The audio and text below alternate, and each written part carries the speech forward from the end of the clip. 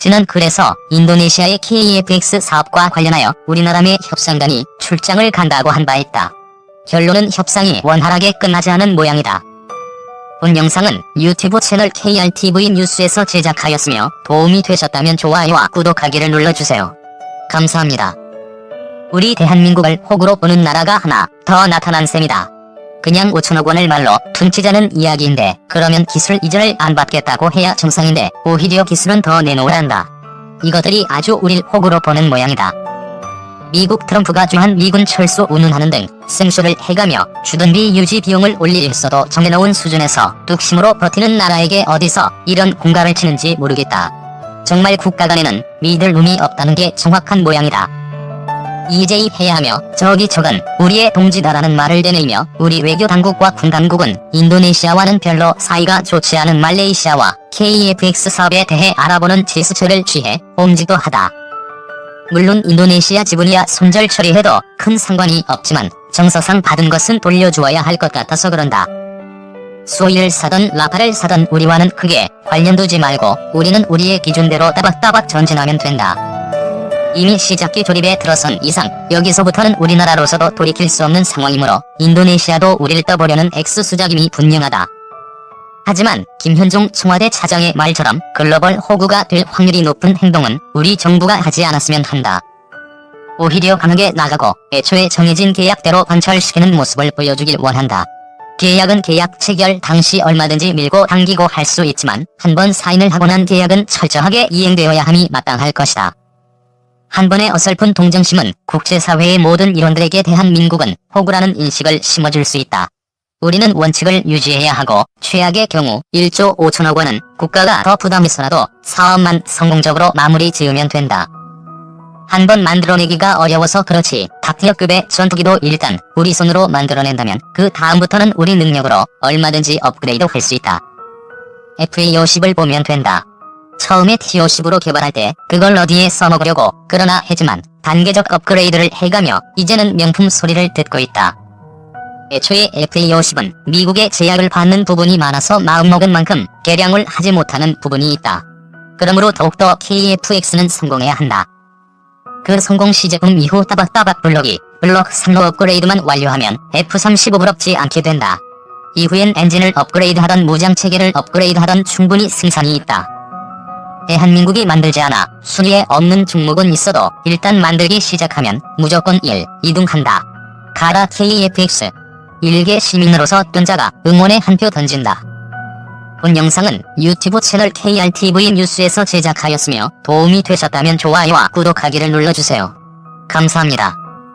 인도네시아가 지급을 미루고 있는 5천억 개발 분담금으로 대한민국의 KFX 개발에 좌지우지 되지도 않겠지만 혹시나 인도네시아 내부에서는 KFX 사업을 어떻게 보고 있나 궁금하기도 하여 검색을 해보았다. 우리나라의 추석 직전에 인도네시아의 국방대학교인 유니버시테 스퍼트에는 인도네시아의 전문가 3명이 논문을 한 편 내놓았다. 첨부 파일로 논문을 올려놓았으니 관심이 있는 분은 원문을 보시면 될 듯하다. 논문의 결론만 이야기하면 제일 중요한 것 3가지를 꼽고 있는데 첫째는 기술의 구현 가능성이다.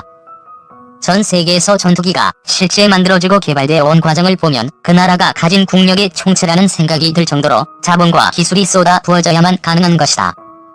더군다나 과거 2차 대전 때처럼 단순히 날아가서 포탄을 투하한다거나 서로 공중전하는 수준이 아닌 몰래 침투하여 아작을 내고 오는 수준으로 발전해야만 의미를 갖는 수준으로의 개발은 더욱 더 국가적 신뢰에 모아질 수밖에 없다.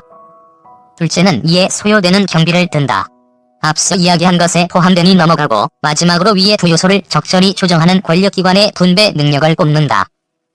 대한민국은 분단 상태의 휴전 국가이며 미군의 지휘를 받아온 기간이 길어 미국에 대해 많이 길들여진 사람들도 많기에 대놓고 KFX에 대한 반감을 드러내놓는 사람은 물론 미국 업체의 로비를 받은 사람들처럼 은근히 반대하는 사람도 많다. 인도네시아도 마찬가지다. 정치적 이유로 현 정권에 반대하는 세력에겐 한국의 KFX의 돈과 인력을 참여하는 것이 무모한 일이라고 주장을 한다. 하지만 이러한 주장들을 잘 보듬고 국가적 역량을 결집시켜 프로젝트를 성공시켜야 한다는 것이 이 논문의 주장이다. 그 부분은 마지막에 나온다. 어드바이스라고 붙인 부분이 진짜 결론인 모양이다. 한국과 미국의 주도로 진행되는 KFX, IFX 개발에 적극 참여해야 한다고 한다. 로키드 마틴이 참여하고 있는 것을 두고 미국이 참여한다고 지적하는 것 같다.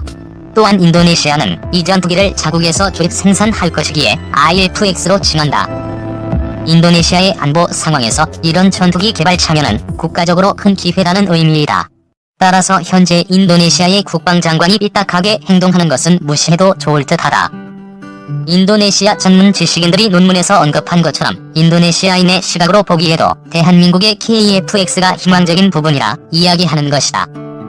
인도네시아 국방장관의 입장에서는 국익을 위해 물고 늘어지는 것이라 보인다. 2천억 원으로 사업에 발을 담근 상태이지만 코로나 핑계로 경제 사정을 이야기하면서 분담금 지급은 최대한 늦추며 협상을 통해 분담 비율은 낮추고 기술은 더 받아가려는 전략인 것이다. 이해는 되지만 현재 자신들은 갑이 아닌 우리라는 현실을 망각한 행보가 문제이다. 우리는 차분히 갈 길을 가면 된다. 추분을 밀린 기간을 산정하여 이자까지 받아내길 기대한다. 우리도 처음에는 조립기술부터 배워서 여기까지 온 것 아닌가? 어떻게 하루아침에 단물을 다 빼려고 X수작하는 것인가? 국제사회에서의 관계를 건너뛰면서까지 인도네시아를 봐줄 이유는 없다. 우리도 국익을 챙겨라. KF-X에 들어갈 전투기 엔진을 한국이 독자 개발 가능. 본 영상은 유튜브 채널 KRTV 뉴스에서 제작하였으며 도움이 되셨다면 좋아요와 구독하기를 눌러주세요. 감사합니다. 2년 전 해군이 3,400억 원을 들여서 도입한 차기 주력함이 500일 넘게 멈춰서 있습니다. 엔진이 고장난 걸로 보이는데 어떻게 된 일인지 수리도 할 수 없다고 합니다. 리포트. 지난 2018년 8월 해군이 도입한 차세대 호위함 대구함입니다. 2,800톤 급으로 한 척 가격이 3,400억 원입니다. 스텔스 기능으로 방어 능력을 높인 데다 하이브리드 추진체계로 수중에서 솜을 현저하게 줄여 대잠수함 작전에 기여할 것으로 큰 기대를 모았습니다. 그런데 650여일이 지난 지금까지 실제 작전에 쓰인 건 100여일에 불과합니다. 전략화 뒤 5달 만에 고장이 나 238일 동안 멈췄었는데 해군은 조작 미숙이 원인이라고 했지만 문제는 계속됐습니다. 엔진 출력이 정상보다 떨어진 경우가 50회 이상, 운행이 갑자기 멈춰선 것만 12회에 달합니다. 엔진에 결함이 있는 것으로 추정되는데 이렇게 300일가량 진해항에 묶여 있습니다. 특히 하이브리드 엔진이라는 말이 무색하게 한쪽 엔진인 가스터빈만으로 운행이 가능해 정작 대잠수함 작전에는 아예 쓸 수 없는 상황이 됐습니다. 더 큰 문제는 수리조차 할 수 없다는 겁니다.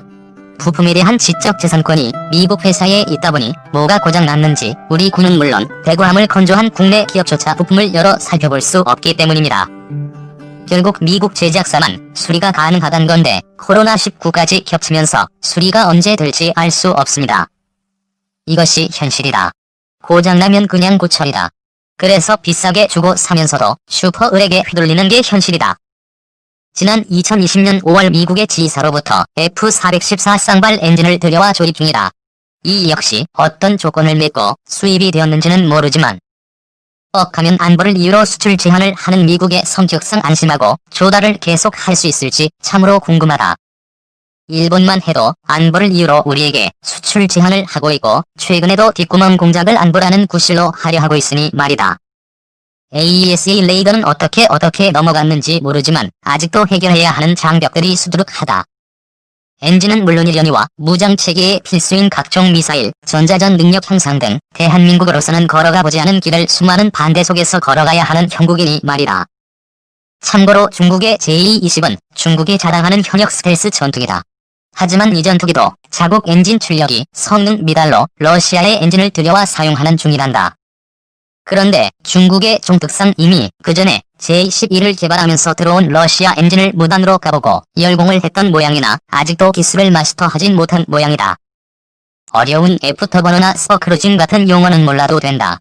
중요한 것은 전투기에서 필요로 하는 것들 중에서 강력한 레이더를 자체 기술로 확보한 만큼 이제는 빠른 시간 안에 엔진도 개발해야 할 것이다.